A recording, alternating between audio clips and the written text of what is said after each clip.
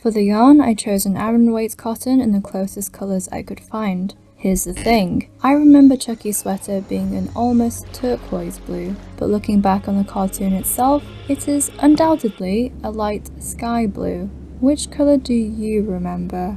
I decided to go with a saturated turquoise blue. Not only would it match the other colours better, in my opinion, it simply made me happier, for the time being. So to start, I knit the rib, which is a 5x1 rib to reference the wide set vertical lines on Chucky's collar.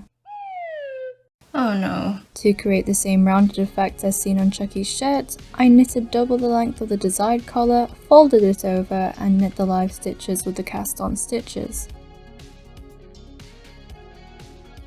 To give you some specs for the sweater, I made sure that my neckline was a multiple of 4, and I'll explain why later on. What? Now for the shoulders, and this is where the multiple of 4 comes in. In order to knit a top-down raglan sweater, you need to have 4 lines of continuous increases in the round. So it would make sense to divide the round equally by 4. Why so square? Although the body clearly isn't a cuboid, and a more precise division could be made with a number not divisible by 4, this is, in my experience, the simplest way to bang out a relaxed fitting sweater, should you wish to bang one out.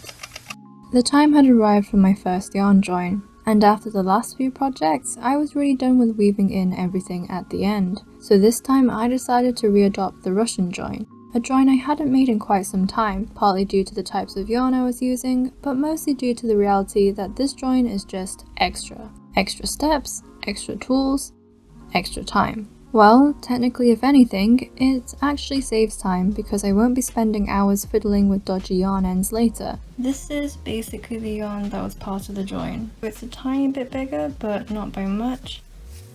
And this is what it looks like on the other side. The more shoulder I knit, the more shoulder I wanted, so although I was initially avoiding a bat wing, the truth was that it was everything I wanted and more. Once I almost reached where the sleeves would join, it was time to move on to the main body. Well, actually no, it wasn't. Instead, I wanted to make sure that I got the sleeves right before I continued on to the rest of the sweater. Truth be told, this was mostly because I wanted to make sure that I didn't run out of yarn for this project. So to err on the side of caution, it was best to let the sleeves eat first, and the body would essentially have the leftovers. Since I didn't mind a cropped silhouette, it just made sense. Conversely, if I started with the body, then it would be difficult to know where or when to end it. Of course, I could just buy more yarn if I ran out either way, but there was no guarantee that I would be able to source the same colour from the same dye lot, so it was best to dodge that potential disaster altogether. So I set on forth with a modest decrease in the hopes that things would measure perfectly at the cuff. For the cuffs, I realised after trying the collar on my wrist that I wasn't a fan of the proportions. Instead of knitting 5 and purling 1, I was going to knit 2 and purl 1 instead. This was basically the best option given the numbers I had left myself with. And then the proverbial ton of bricks fell upon me. I essentially miscounted my stitches, and they didn't fit in with the rib. Anyway, all that meant was frogging up until the last decreases and adding a couple more. That shouldn't be there.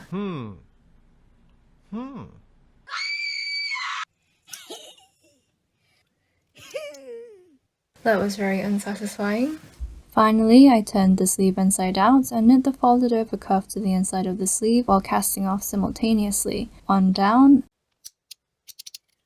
another one to go. I like it for the most part. It's really comfy. However... Oh no!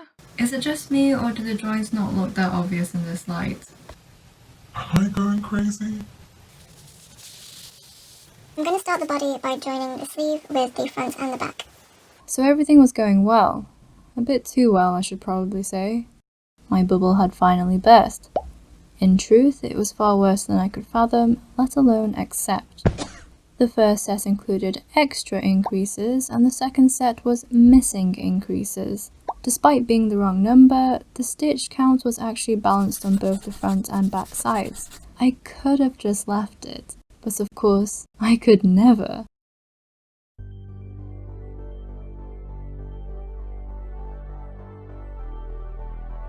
Instead of frogging and spending the best part of my weekend fixing the issue, I managed to get it all done in around about an hour, more or less.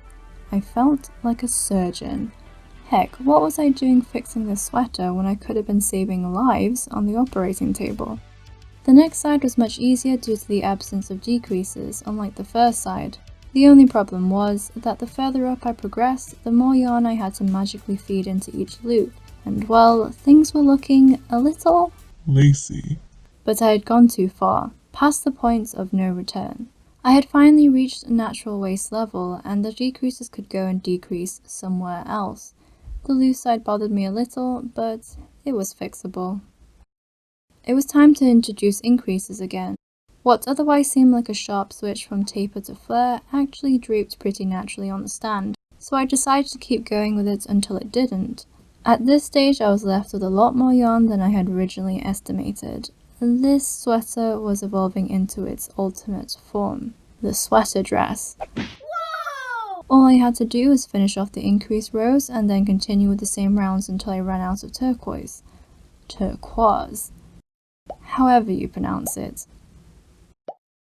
The style of hem for this sweater was very much still up in the air, so I decided to go with whatever seemed most appropriate depending on the final length of the sweater. I had eventually finished my increases, and this was not the aesthetic. So I ended up frogging again and staggering the increases over multiple rows to round things off better. Despite the multitude of liberties taken with this rendition of Chucky Finster's shirt, I honestly felt that the folded hem would be the best match, seeing as his shirt seemed to be tucked in for the majority of the time. Actually, that's pretty debatable, so scratch that. Either way, the fold over hem would create a soft, rounded effect, which was infinitely better than a ribbed finishing in this particular case. The main knit was finally done, so I put it on the stand for one last check, and well, I wasn't sure what to think about it. If you haven't seen my earlier video where I put Sisyphus to shame by stitching 333 hearts into a single sweater, then you might be wondering, what about the yellow planet? There was just one thing. I didn't have a pattern for it.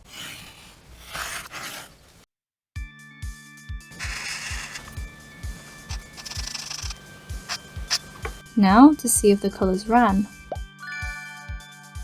It turned out that my stitches weren't sitting in the direction I thought, so I ended up having to stitch everything upside down.